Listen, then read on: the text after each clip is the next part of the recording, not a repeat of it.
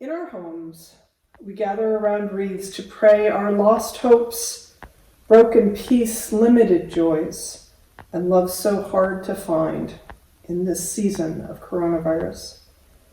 We affirm that our candles mean we claim the power to call this season Advent, when God's light comes into the world and nothing can overcome it. I light the candle of hope in the face of not having Thanksgiving with my family.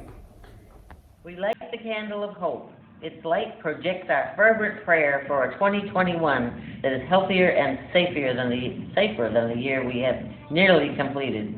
We hope when we return this spring, our community will be on the road to normalcy.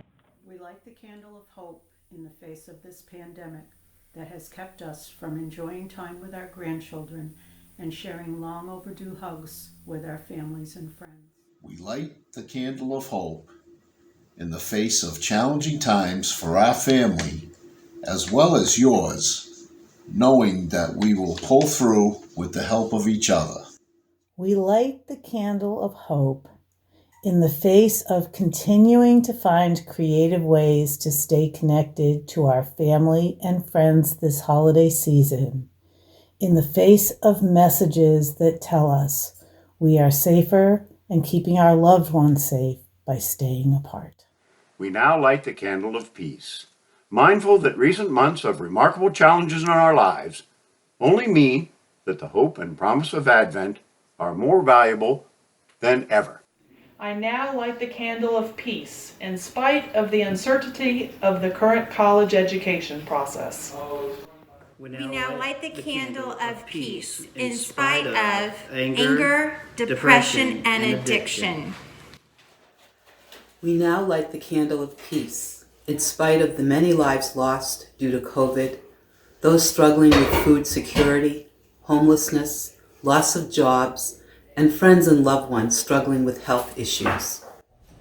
We now light the candle of joy in spite of missing so many things we thought were essential to a Merry Christmas, like going out with my golf friends and my old work colleagues, giving hugs to the grandchildren and going to their school events. We now light the candle of joy in spite of missing so many of the things we thought were essential to having a Merry Christmas and finding ways to celebrate with our extended families. My family will be getting together via Zoom this year.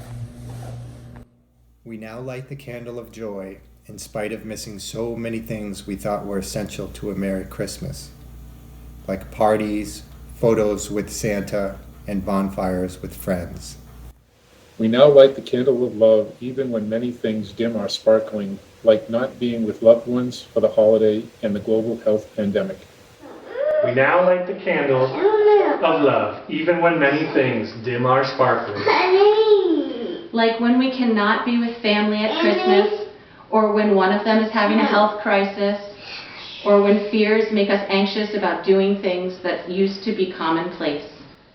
Let us light these candles again on this holy night. Now there is no place hopelessness can hide. Hatred is exposed as fear turned inside out.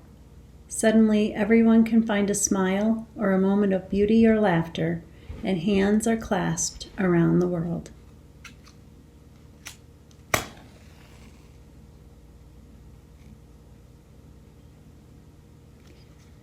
O holy God, we light the Christ candle. It shines on smiles and tears. It shines on younger and older. It shines and we hear angels. It shines and we see a manger. It shines and we remember the story. It shines on our world like Bethlehem long ago. It can never be extinguished because you are the candle tonight and we promise to be the candle tomorrow. Amen. So in this year, when we have celebrated Advent in our own homes, when we have lit Advent wreaths of all sorts of amazing construction, I just want to wish you all a very Merry Christmas and Happy New Year. May 2021 bring something new and joyful and different into your life so that you can say that you too had seen the King. Merry Christmas. Amen.